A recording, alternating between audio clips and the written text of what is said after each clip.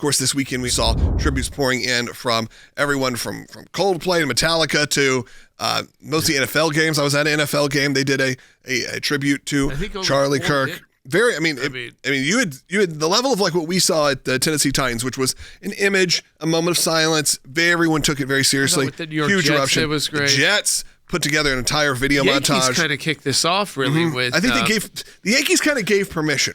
Is how it felt to do this, and I'm very proud of America in many ways for doing that. And then we had a lot of prayer vigils that happened, including Christian celebrities and Christian artists, a lot of other people coming out to do this. That all happened over the weekend, and including that incredibly powerful speech, which I think set the tone from Eric Kirk, Charlie Kirk's widow, and it was. That was really one of those kind of, again, you want to say turning point moments where you kind of accepted the reality of what was happening around you.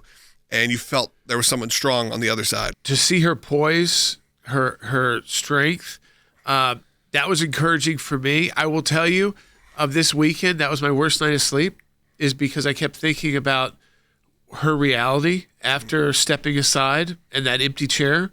And then I kind of said, you know what? She's got this team around her.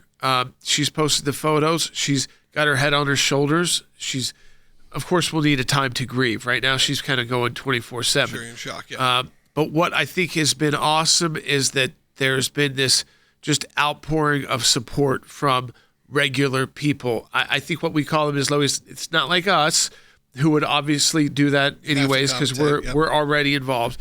But just people who might look at like X but don't comment a lot, showing up at vigils, going to church, and then people totally outside Charlie Kirk's political spectrum or ours, like a Metallica, pledging financial support, like a Chris Martin. It was about the DNA evidence, and you brought up the fact that yes, though this person did turn themselves in, they have now are no longer cooperative, have no longer or have not admitted anything. That's right. So the suspect, the assassin, has not given a confession to the authorities, is not cooperating with authorities while at the jail in Utah, as well as we are getting transparent updates from the director of the FBI and the deputy director of the FBI. And I think this is very important because also what you've seen over the weekend is just a massive amounts of what would be called disinformation or conspiracy theories that are going on around there. And unfortunately, I think our country is predisposed to that because of political assassinations in the past. But now what you're seeing is already groups trying to say that this narrative isn't what it is, that this isn't the person. But Kash Patel this morning said that they have already confirmed DNA evidence on the towel the firearm was wrapped in with the perpetrator. So there is a link there. They also found a screwdriver that was left behind on top of the building that also contained his DNA evidence.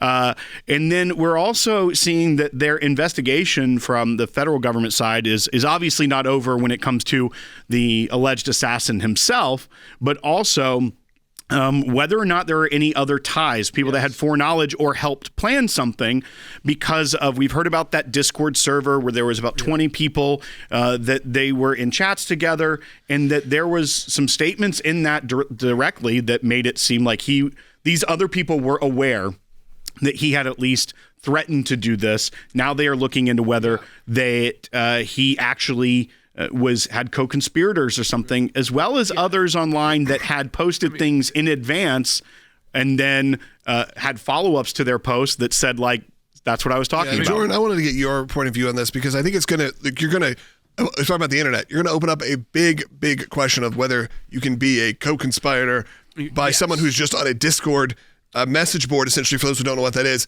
kind of privatized message boards. Do you have like a duty to call the police? Yeah, because that is, because honestly, it will be, this is horrible to say. So on Discord, here's one issue. Do you know who the person is at all? It depends. You can, or you may not. You may not. Right. Maybe so not. That I'd say is one. If you have no personal relationship with them, people post so many crazy things. There's so many threats going around. Now, if you're active on that and in communication with them, I think that could change things. So what we know is that that there are 7 different accounts that appeared to indicate foreknowledge of the assassination of Charlie Kirk. Now, those all could be from the same person. I mean, that's the thing. We don't know any. You can create 7 accounts. That could be, some that kind of reference it, but aren't as direct. But what we're hearing is that there's 7 accounts. One actually referenced the date, and that happened more than a month before it took place. Now, a lot of these have been deleted, but the FBI's got them. Nothing ever really gets deleted from the internet. There's always the time back. What is it called? The time back? Yeah, the Wayback Machine. Things like that. Yeah, everything's archived pretty much. Yes. So what I think, there were people who wrote things like, it would be funny if someone, I don't even want to read it, something like that happened to him on September 10th. So there was a lot of talk about this event in one of these chats.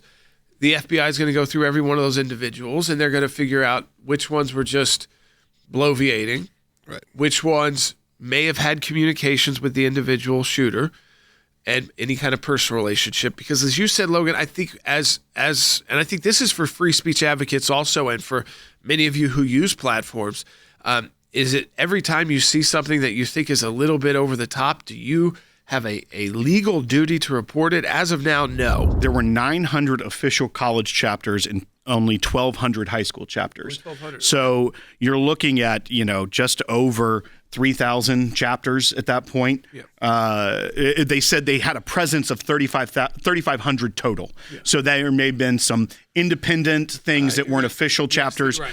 But they've received over 32,000 inquiries in the 48 hours post the assassination. So I assume that number is, 1, larger now, and 2, it just shows the impact of, and even I think we should play this bite from Erica Kirk in her speech that shows that it did seem to wake people up, the people that would not have normally been like, I'm not the person to go speak. I'm not the person to speak out, but I really enjoy seeing people like Charlie Kirk. This is what she had to say. Let's play bite 3. To everyone listening tonight across America, the movement my husband built will not die. It won't. I refuse to let that happen. It will not die. All of us will refuse to let that happen. No one will ever forget my husband's name, and I will make sure of it. It will become stronger, bolder, louder, and greater than ever. My husband's mission will not end, not even for a moment. Again, that was from Erica Kirk from a statement that was made. It was on Friday, I believe, or Friday night. It was, and no one was really expecting it.